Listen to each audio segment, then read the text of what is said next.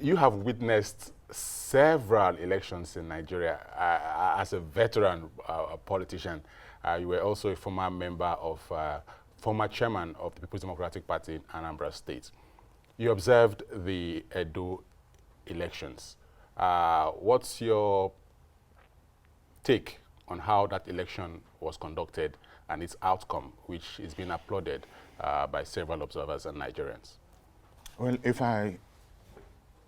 I mean, your introductory remark is absolutely correct, because during the June 12th election, I was chairman of the National Republican Convention in Anambra State before even I became the chairman of PDP. So I've been state chairman of 2 national parties in Anambra State. So I have a little idea of the sequencing. But if we can effectively talk about Edo State, sometimes you want to lose hope in our country, but 1 or 2 things happen again. You thank God for his benevolence, if I would call it that, because political parties are the essential ingredients of going for power. It will be difficult not to look at political parties and then look at the individuals behind them. Because if we were in better climes, PDP would have won the election about 2 months ago. I remember vividly watching on this network where Oshimole raised the hands of Obaseki and effectively said that everything he did in Edo State was with the During his time? During his time was with Obaseki. That there was no success he made without Obaseki. He was selling him to Edo people. And then only God knew the unprintable material he spoke about Ize Iyamo. 4 years later, you came back to the same Edo people. Apparently, he forgot that they are some of the most sophisticated people in this country.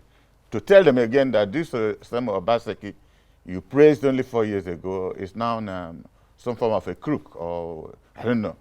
But Edo people were wiser, and they gave a good verdict. And we thank God for that, that the violence people anticipated, if it happened, was very minimal. It did not happen. And we thank God for also Mr. President, no matter his shortcomings, the fact that he was able, within 24 hours, to congratulate the winner and then wished him well. It's good hope for Nigeria. Beyond that, there are still problems, a lot of problems here and there. Yeah, because the way you sound, Chief Dan Ulasi, you looked as if you nursed certain fears before the Edo governorship election, and still going forward, because now the elections are over. We're also now looking at if what has happened in Edo is a guarantee, for future elections being conducted. Would that take away the fears, that people usually have when it's, time for elections such as that of Edo, which just ended? A good sign of progress is an honest disagreement. If I honestly disagree with you, it's progress, because we can then sit down. When there are demands and there are protests, the basis of it is that demands and protests are a catalyst to debate. If I criticize this station now, somebody will say, if there is somebody intelligent running this station, he will say, please come, let us talk. This is what is lacking in this country.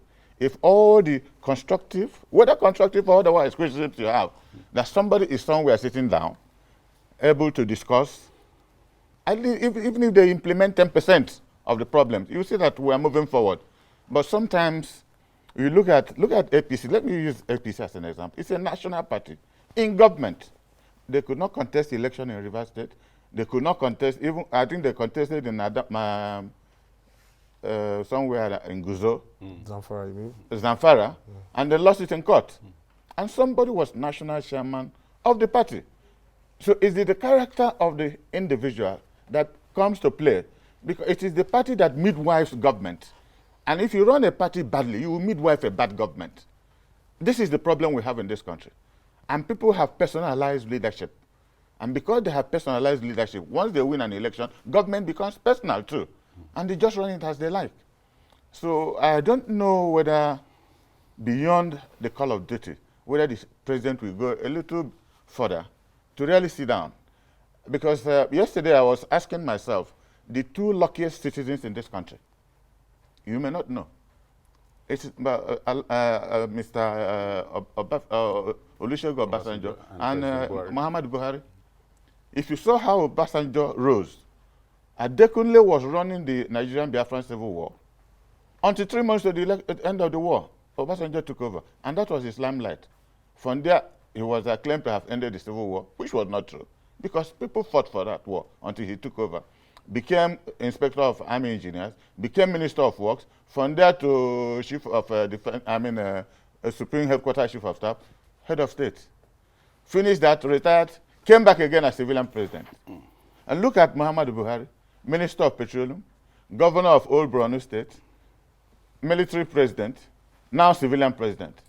You would have expected that somebody like Buhari would have been asking God, now that you have given me opportunity, after 16 years of trial, you have given me power.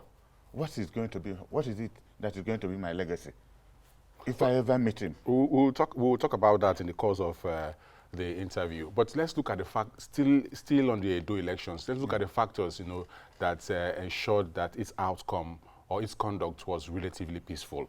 24 hours or so to that election, President Buhari came out with a statement committing to peace, free, fair, and credible polls. We also cannot rule out the role being played by the National Peace Committee, headed by former military head of state Abdul Salami Abubakar, that midwifed the signing of the peace accord of all those who contested that elections. We can't also wish away the role being played by the Oba of Benin. For you, how did all that play out in ensuring that the election was smooth? Two roles were very important. The one of Abdul Salam Abubakar was irrelevant. Oh, really? It's not what the paper it is written. It happened in past elections. Two roles were very important. The one of Buhari, you know why? But didn't that committee play a significant role in 2015? Let me tell you something. Because Buhari ran this election. If he wanted to upturn that election, he would. In 2015? No, this election in Edo we are talking about now. You just asked me a question about Edo, the agreement signed by different parties. You know why? Buhari was aware of the internal wranglings in the Edo primary. And Obaseki was an APC governor. And the man, on more than 3-4 occasions, went to the president and explained to him, okay, this is what is on the ground. And the president supported him. Called the national chairman then, leave this young man to go ahead. He said, no, it will not happen. And Shomole suffers from verbal diarrhea. Once he says so much, he can't take it back. That's coming from you, that he suffers from verbal diarrhea. That's your own view about it. Yes, because if you look at all the, you can't say that. Do you know how many governors that asked for his resignation in APC? How many chairmen of public utilities in APC that asked for his resignation? He was fighting everywhere. He has the freedom of expression. So no. Freedom of expression, not where there is management that involves you and me. You are talking about the lives of more than 200 million Nigerians. You don't play with it. It's like does having oratory skills and prowess. I can afford to say anything. More like oratory skills. That would have been wonderful if that was oratory skills. But that's a lot of compounding the problems in his party, and that's how he ended up. All right, so Buhari played a key role. He played the next person was the Oba of Benin, because he's a highly respected traditional ruler in this country. Nobody dare say no when he gives a good advice. And you can see the wordings of his congratulatory message. It was very emphatic, So when you look at such processes, you cannot say that the highest leadership of APC, in terms of the president, did not know what was happening, because he didn't fault Obaseki. And therefore, all the efforts they did, or they made, to use their security agencies to do one punishment or the other, was not authorized.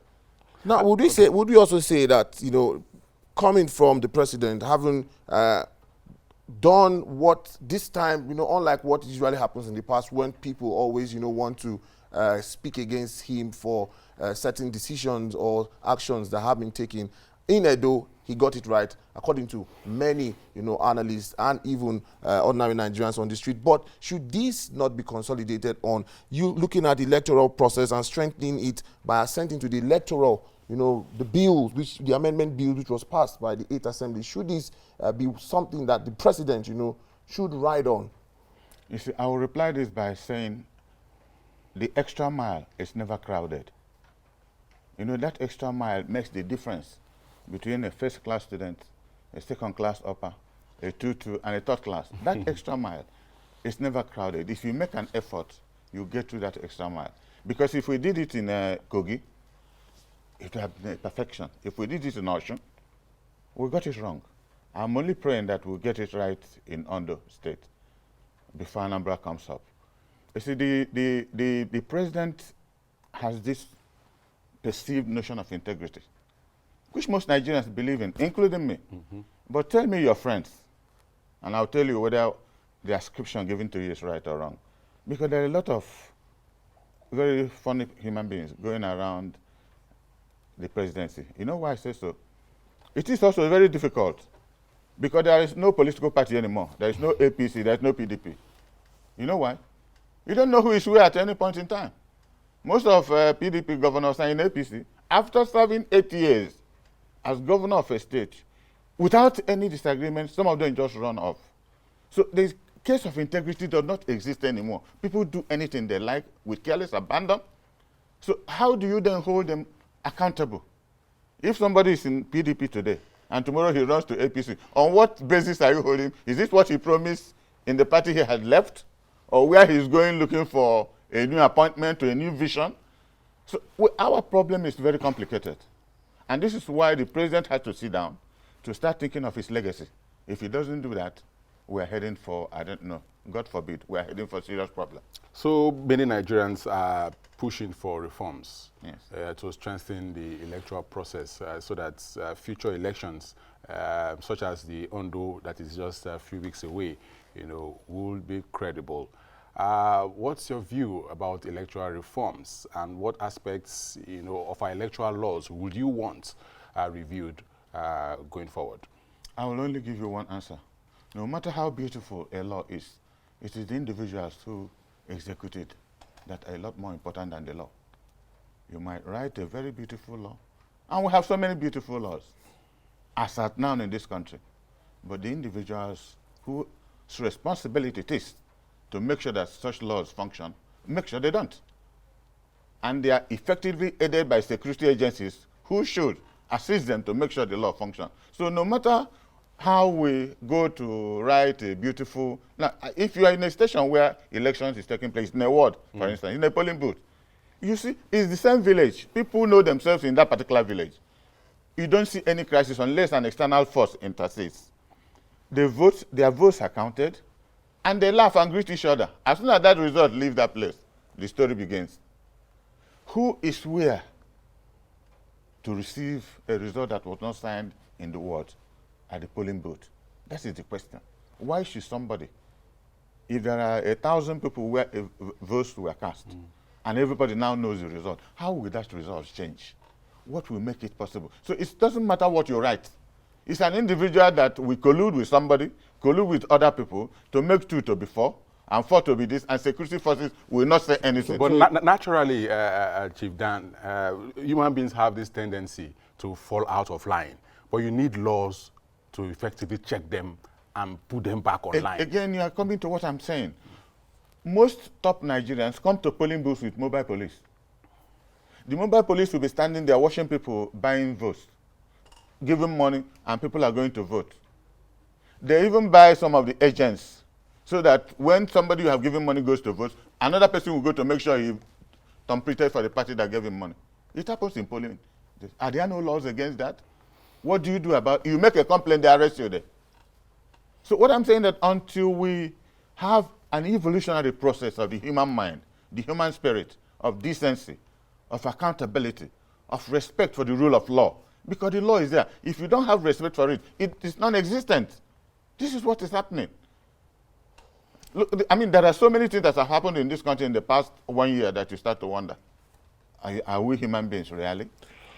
All right. The Edo election has come and it has gone. We have Ondo and also that of Anambra, and you are former chairman of the People's Democratic Party, PDP, in Anambra State. What is the political permutation in that state ahead of the elections? Sometimes it is not victory that counts, but how well you fought. You might fight a very good battle, and if you lose, it will be so complimentary that you did your best. Anambra has been kind of funny, I must say. Started with Dr. Mbanuju as the first governor, After 4 years, he was removed. I won't go into the details. They're a very complicated matter. He was removed. Ngige came in. And in 3 years, even though he entered there fictitiously, I may say, because that is what the court said when they removed him, he set the standard of performance in Anambra State. I must say that. He's APC. But he set the standard of performance, which Peter Obi followed up when he came. You know, unfortunately, Peter finished and jumped ship again, like what we were just saying. When he would have stayed there to develop ABGA to a national party, he jumped over to PDP. And so having jumped over to PDP, he took over control and then imposed a candidate on the party. That was why most of us supported the governor in his second term bid. You would have realized that most top PDP in Anambra, PDP couldn't make 10% of the votes that was cast in Anambra State. So once you have that extraordinary tendency to personalize yourself, to say that you're the only one who is speaking, other people will tell you there are areas we can also tell you we have things to do. So, but now, as things are, it's difficult to have a direct prediction. I don't know what will happen by the grace of God, but it will be difficult for me to say it here until candidates emerge. You cannot have a perfect analysis until all the candidates who are interested in the elections have come out and have contested for their various primaries. And then we have 3, 4, 5 candidates, and evaluation will begin.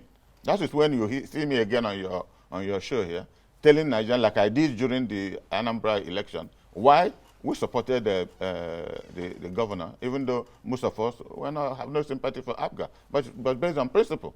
So I believe Anambra election will be fruitful, will be successful, will be violent-free, and will be, well, I don't know, but I will express an interest, and I pray God that that interest will prevail. Well, Chief Dan, most of those who have and are still contesting election in Anambra State, you know, have their roots from the People's Democratic Party, PDP.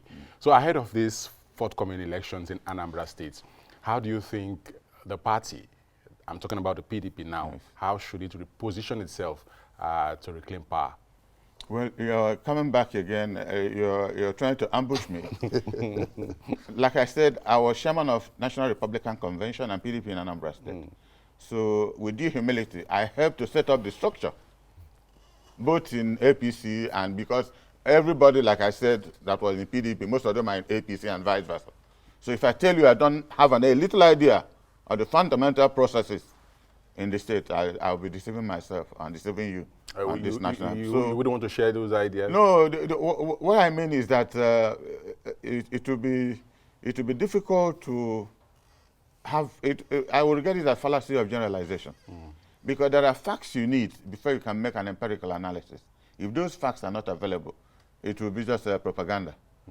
So maybe in another 3 months, by December, January, when primaries are coming close, I will remind you of this question. I will give you more facts, because there are a lot of people who are coming out wanting to be instruments of pressure, wanting to be negotiating already for commissioner for one appointment or the other, until the real people come out, and they will start looking at them. For instance, what is your background? If you were a member of the National Assembly, what did you do when you were in National Assembly? If you were a senator, what did you do? Or are you in A and you're wanting to jump into B without giving accountability of the people that put you in A? There are a lot of questions we have to ask. It's not just a matter of free for all. You request for something, you haven't finished it, you're jumping into something else. There must be a reason why you want to do it. So as it stands, you do not have anybody who you'd have wished probably you want to push to go into, to probably throw his, get into the contest at least. Do you have a candidate? What I'm saying, in the 3 major parties, well, I would say now 4 major parties, because we have PDP, we have APC, we have ABGA, that's incumbent, and we have YPP that has recently become relevant too. I mean, they now have a senator, and incidentally, the senator is from my town and representing my zone. So there's no person or party you can describe as being irrelevant.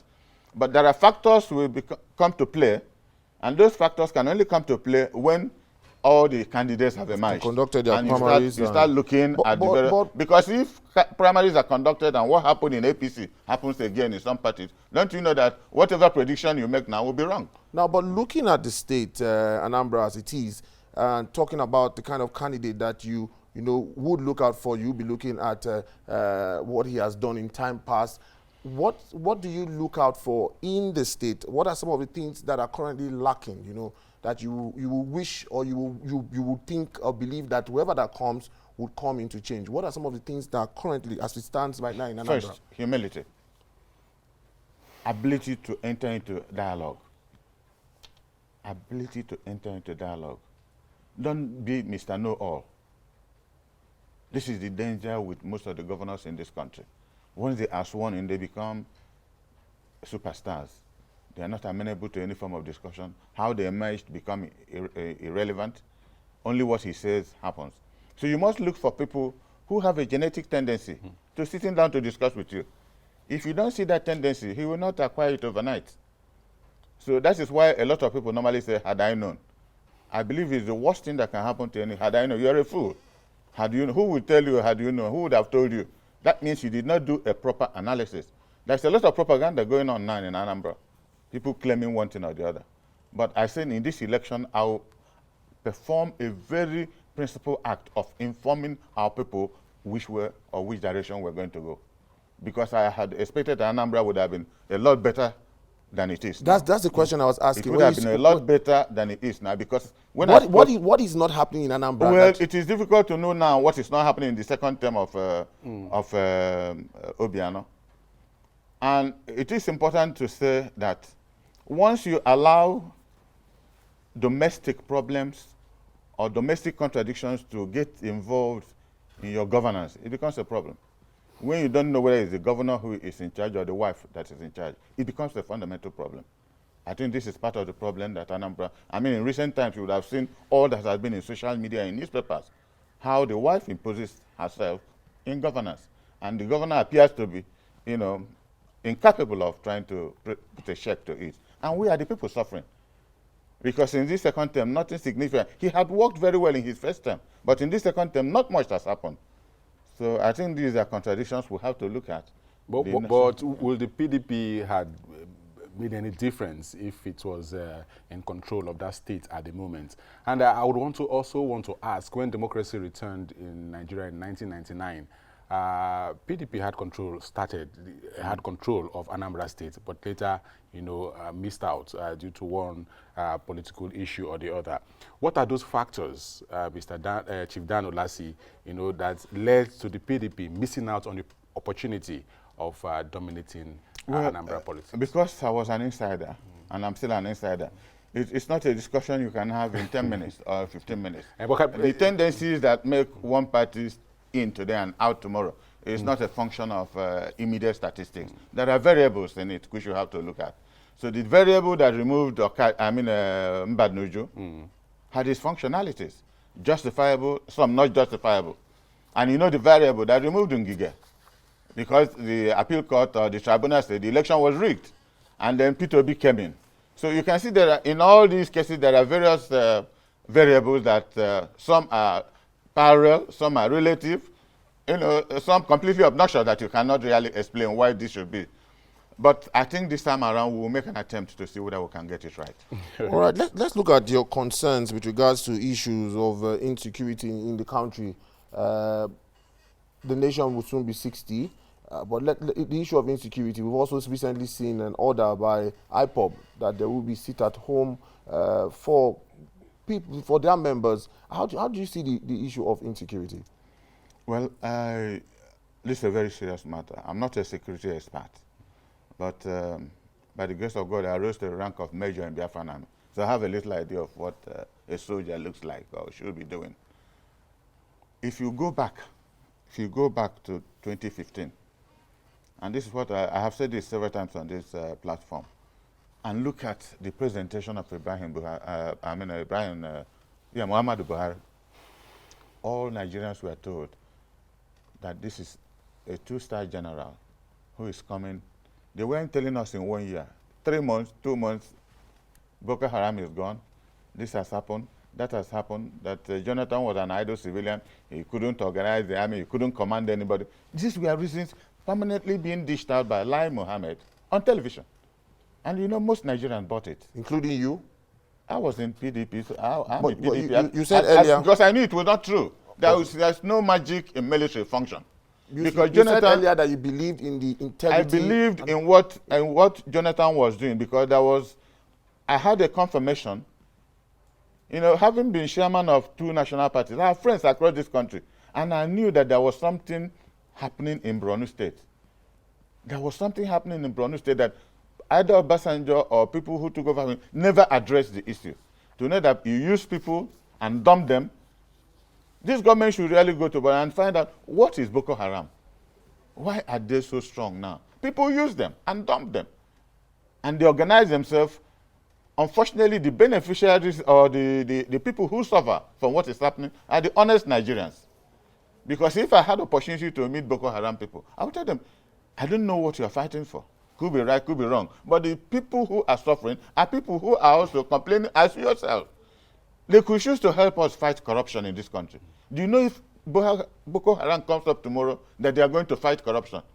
80% of corruption will stop in this country. Because nobody wants to die. Nobody wants to die. Do you think the state of insecurity in the country is one of the symptoms of what many observers have called Nigeria's defective federalism? What's your position on calls for restructuring? Is it time for us to revisit our foundations? I've visited that matter both here and on Chinese television, not less than 3-4 times. Do you have new perspectives? Yes. No, what I'm saying is that there is no shortcut. This country cannot move forward unless there is restructuring. We have to get back near to what happened before the Civil War, where there was an interest in efficiency, in brilliance, that the best comes out, that the best of this country is in every zone. What people tend to forget is that the best of this country is in every zone.